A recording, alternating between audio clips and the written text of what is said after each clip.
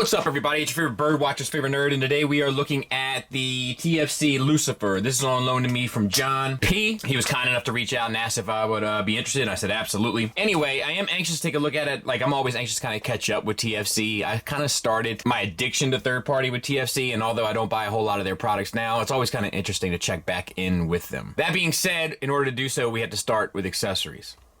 He comes with one pack of screw covers, not to be confused with a Pacapampas. Inside joke, don't worry about it. But he comes with one pack of those, which is fine. And he comes with one gun that looks like it belongs in the G.I. Joe classified line. That being said, it actually has some nice paint applications on it. The yellow, which is difficult to do, and they don't get it 100% right, but they get it pretty close. And then the purple, which looks very nice, but does get outside the lines here and there. He can hold that just fine. I have been looking for a place to peg this into bird mode. It seems like it should. Like, it seems like it would look good here. I've looked in the instructions. I've looked around. I can't find a spot. This does collapse, and I may just be missing it. It may have a way, but with one weapon, it's always going to look goofy if you just have one on the wing or something. So just, you know, be aware that that's not really, it doesn't look like that's an option. And now we can take a look at the figure. And I'll be honest with you, the materials don't feel great to me. They don't feel terrible. It's kind of hard to explain, but they don't feel premium. Must be something wrong with those chains. For those keeping up with Sit Down Saturday, must be something wrong with those chains. Either way, something feels a little. Whoop, that's not good. Less than in regard to it. There we go. So for the head sculpt, I actually like it a fair bit. We have light piping, which is absurd and shouldn't be used. And then we have a nice face sculpt, but no paint. It's on a ball peg, so you get up a little bit, down a little bit, swivel, confused look. So all in all, that's okay. Then we get the arms. We have a hinge inside of the chest. That's ratcheted. It comes out to a universal, which provides a secondary hinge, which pretty much gets the arm all the way up. And then you get a soft ratcheted swivel around until you bump into the wings. You can probably maneuver the wings to get them pretty much anywhere you'd need them. Just plastic breakup here and then some purple paint. I don't know, dude. It's fine. And then we have a bicep swivel. At the bicep, it creates a double hinged elbow, but it actually works fairly well. And then we have some purple paint applied there and there.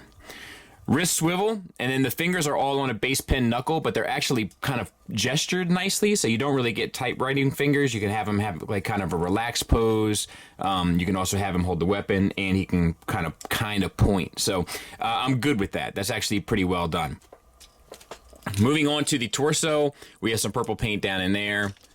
We have a waist swivel, and we have a bit of an ab crunch, and that's ratcheted as well. Hip skirts will get up and out of the way on all fronts. For your universal joints, for your hips, which almost gets you out for the full Van Damme, more than you would probably ever need. And forward and back, almost for the full Monty, but more than you would ever need again. Thigh swivel, double hinge knee, that gets you the full range, so that's nice. Quite a bit of busyness going on downtown, as it were. We got some purple paint and in the inside as well, and then some yellow plastic and purple plastic breakup, so that all works fairly well. And then the feet are connected up in here. As a result, actually, there's some paint mishaps there as well. You kind of get a toe tilt up, which acts as an ankle tilt up. You get a huge one down, so to speak, but it completely breaks up the sculpt, but you do get a pretty decent rocker.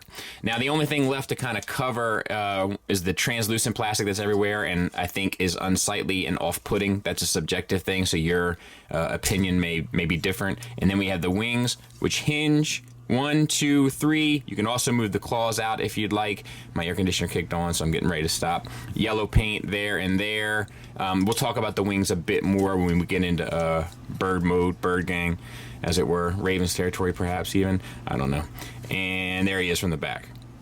size comparison wise, there he is with the unique toys offering, and obviously he's taller, he's bigger, like the proportions I think are better also. Like I think this does a lot of things better than this. My issue is that neither one of these look quite right, so I won't be switching out one that doesn't look right just for another one that doesn't quite look right. And that look right is perhaps the wrong choice of words, but a stylized version. So I won't be switching out a stylized version for just another stylized version. If I were to switch him out, he had to be properly scaled and be a little bit closer to the cartoon representation for me. Don't need a literal translation, just something a little bit closer.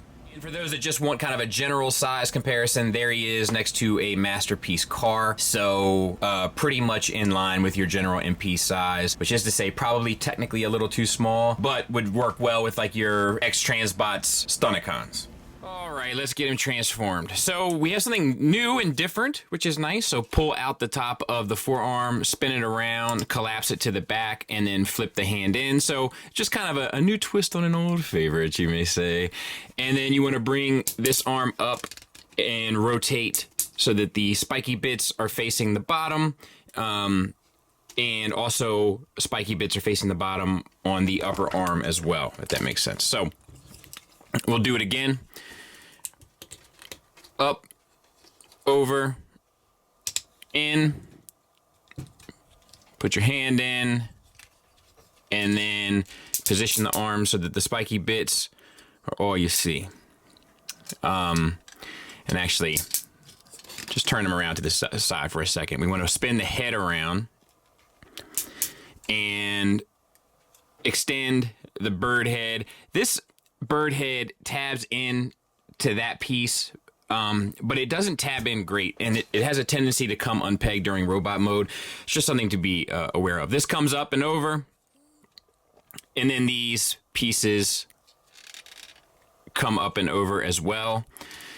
The kind of face, for lack of a better term, edges towards the middle, and then the orange translucent pieces, which are tight, so be careful, peg in to the bottom of the neck of the bird.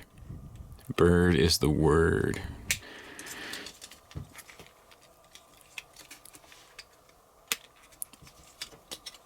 All right. Then get these arms up, bird wings over, and male, female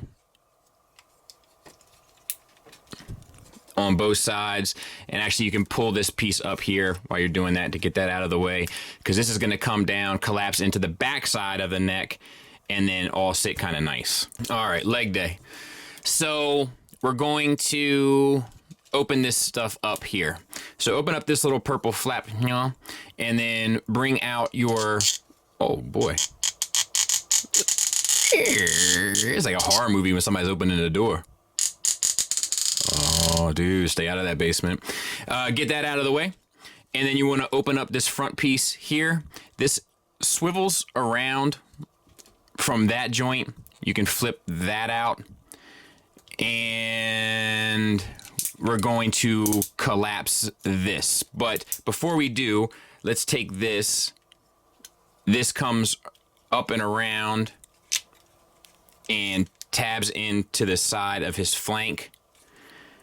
And then on the double jointed knee, at least I think, and I always have a tendency to screw this stuff up, but on the double jointed knee, from the bottom joint, come around, and this tab will fit into there.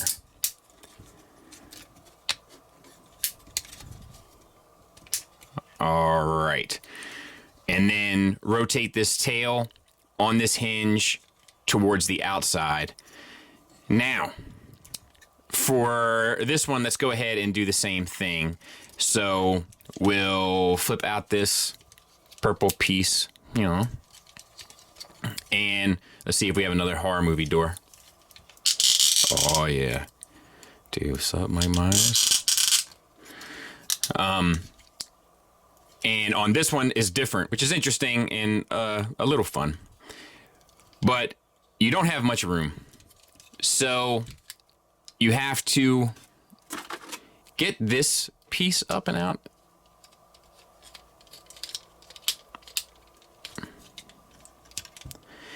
See that little green flap there?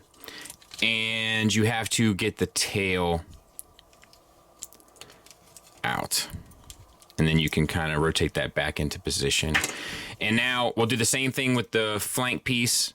Bring it up, tab it in. And then once again, on the bottom joint of this double knee, we'll spin that around and tab that in to the back as well. And then I believe we can also tab them into each other. And now we really just have to play a game of cleanup. So push these purple pieces in towards the center, move this tail part over, that'll tab into the other leg, and then that is supposed to tab into the back there. I'm not going to push it, but because I think you can, there it is. And then, oh shoot, and then there's this one little flap here. Let's see.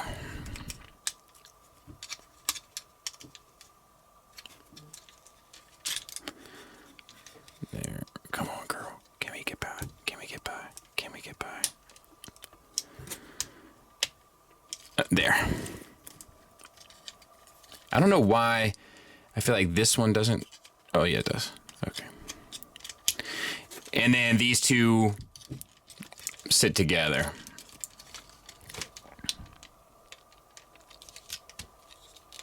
Like, I don't have that quite lined up right, but you get the point. And then bring the feet down. You can bring these tail feathers, shake your tail feather around, and that will tab in to there, and then this sits underneath, and you can fold these purple pieces down as well. Tail feather, shake it and bring it around, and tab it in underneath.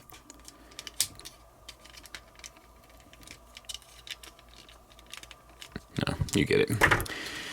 Get the wings up and out. Rotate the ankle. And then get that sorted, and then bring the hind, is it hind claw? Hind? I don't know, what am I, a zoologist? Bring that down, and you're good to go. I mean, I got to clean up this tail a bit, but, you know, I don't have to waste your time with that. I'll clean it up. We'll take a look at it. And here we have it. So it's okay. I don't have everything tabbed in 100% back here, but I'm not going to put a whole bunch of wear and tear on a figure that doesn't belong to me. It looks like it'll go fine. I just have to kind of like push it. And I'm not comfortable doing so. So let's go over it. You know, aesthetic-wise and deco-wise, it kind of, in my opinion, has the same sort of shortcomings that the robot one has, but we'll talk more about that in final thoughts. But it's the same basic deal, right? Purple paint on a lot of stuff. Plastic breakup on a lot of stuff. Every now and then you get some yellow paint. You never get any green paint. It's just interesting how they, you know, chose to do business. Anyway, the head, as you can see, the beak opens and closes. We have a little bit of purple paint there, translucent paint. It's a hinge connected to a ball peg, so you can get the head all the way around, so to speak, and up. Nothing really side to side, even though it's on a ball peg, and you can't really even get that much of a swivel because, like, and I just kind of force that, and I'm a little... or maybe it's just the joint's too tight, but it feels like the cheek feathers bump up against this neck piece. So not optimal, but not terrible. And then we have the hips. They're on a ball peg connected here. That swivel or that hinge, or there's a swivel where it connects, will move the leg in and out. Then you also get an additional outward movement on the ball peg, plus the backward and forward. Double jointed knee, ankle tilt. Let's see. It seems like it's there. It's just tight. God bless. Up and down. So that might even be there in robot mode. It's just so tight it's hard to feel. And then the rocker's still there when the silver claws are very, very bright silver. One thing to be careful about, this translucent knee pad has a tendency to get tucked up under the thigh. And then I can see that causing a bit of an issue if you weren't being 100% aware of it. So just be mindful of that piece. And otherwise, yeah, we get a little bit of tail here, so to speak, and then we have the wings. So they hinge here for your flappy flap. And then if you unpeg them, you can spin them here. You get a flap here, hinge, double hinge rather, hinge, an additional feather movement here, and the claws up and down. So it's really well articulated. It's just aesthetics. It's an aesthetic issue for me. And I don't mean the stylization, but we'll get there. But one thing we're going to get to before we get to that is what that bad boy looks like in front of Tiger Tracks. Or next to, I should say. You never get in front of Tiger Tracks. All right. Unfortunately, we have to get the tail kind of back put away. The way it kind of starts. In order to do that, you got to pretty much do everything for the lower body over, which is a bummer. So, shake your tail feathers and untab them if you manage to get one in, and fling them around. Tuck them to the side. Same on this side. Good to go. Open up these pieces. And on the tail, we got to untab this piece and bring it back over, separate them, and then flip them around. Then we're just doing the exact same thing. So tuck in this piece, and using your double hinges, we can move that green piece down. Using your double hinges, put them back into the proper location that they were to start with, and tab them back in. And same for this side. So we're gonna lift up, we're gonna tuck in, so to speak. We're gonna, I guess we should flip this green piece in. And then tab that back in, and then we're hinging once again at the same spot. Untab your flank pieces and move these, and then rotate also the legs forward so that you're looking, when you go to bend it, you're looking at the pins there for the legs, and then rotate back on that same joint, the bottom of the two. And once again, tab them together down here, and then tab them back into the buttocks. You can flip these pieces over, I believe, flip the legs out, and now these pieces come down and tab in to the legs as opposed to the flank, so that you can extend the waist.